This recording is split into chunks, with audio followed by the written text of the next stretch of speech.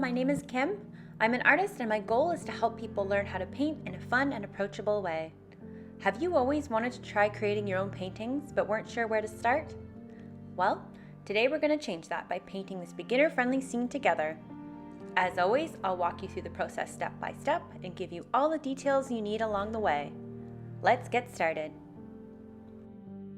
To start, I'm going to paint my canvas black. I'm going to make sure it's nice and dry, and then I'm going to add some greens to my canvas for the foliage. I'm adding dark green here at the top, then I'm adding a medium green, and then finally some yellow to the center.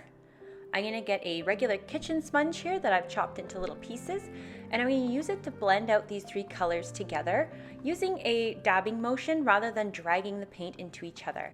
So I'm starting with the darkest green here at the top first, then I'm going to dab into the lightest green, just overlapping a little bit of the dark green, and then finally into the yellow.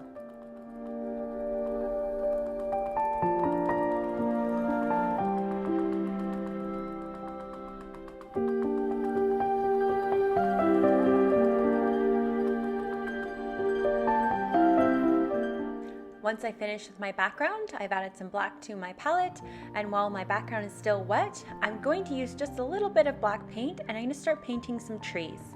The reason I'm doing this is because I want that black to fade a little bit into the background, so we can start with the trees further towards the background, and then we're going to gradually add more and more paint to our brush, and we're going to paint some of the trees that are closer, just to add that variation and depth to our painting.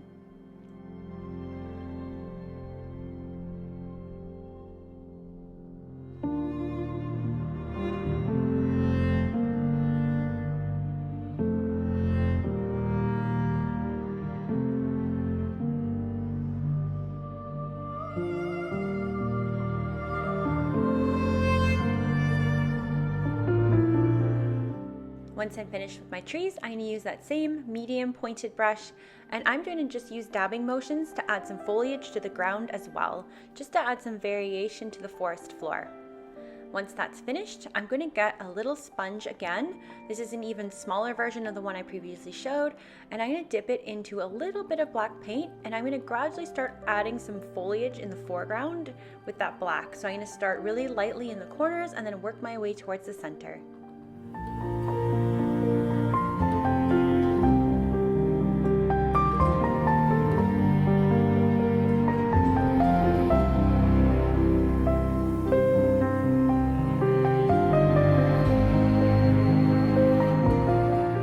When you're happy with your trees, it's time to move on to painting Shishigami. So I've taken some white and added it to my palette, and I'm going to use a reference photo from this from the movie Princess Mononoke, and I'm going to look at this while I paint out the figure, just taking my time and making sure that I get the proportions just right.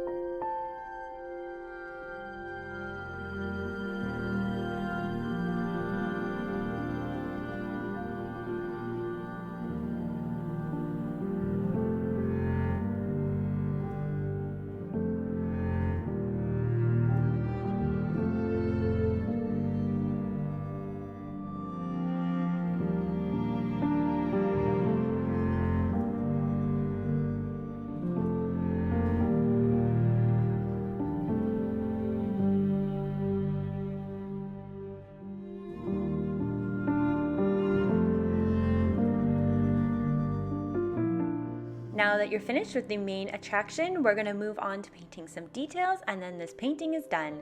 So I'm taking that same medium pointed brush and I'm holding it perpendicular to my canvas with just a little bit of white paint on it, and I'm going to add just a little touch of magic or fireflies, however you want to see this as, just for some added interest and variation to the background.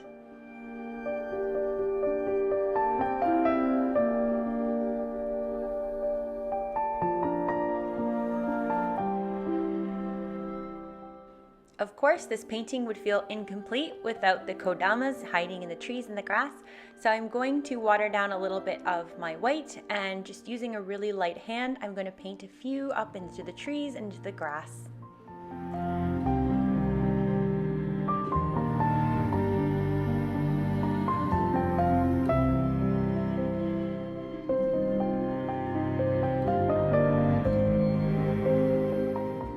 Okay, and with that, we're on to our final step. I've added some of that light yellow we used earlier in the background to my palette. I've watered it down and I'm using a very light hand and back and forth motions to create the effect of this illuminated pathway that builds up towards the background of our painting. So this helps not only create depth, but also a focal point in the center of our painting. And we're finished! If you had fun painting the scene from Princess Mononoke together, then you're gonna love this next art tutorial I have for you on how to paint cherry blossoms. So click to watch and I'll see you there.